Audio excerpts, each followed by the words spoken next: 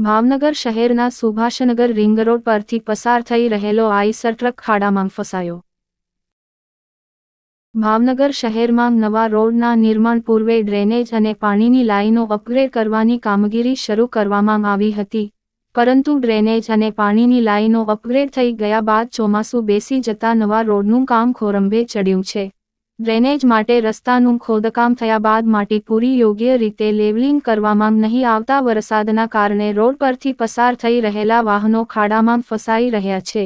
ગઈકાલે પણ એક ટ્રક આ રોડ પર જ ખાડામાં ફસાયો હતો, જે બાબતે તંત્રએ શીખ નહીં લેતા 24 કલાકમાં આ ટ્રક ફસાવાની આ બીજી ઘટના બની છે।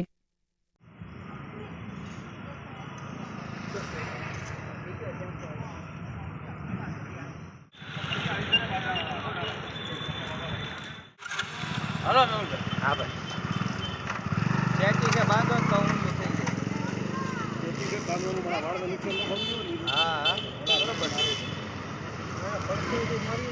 અહીંયા દી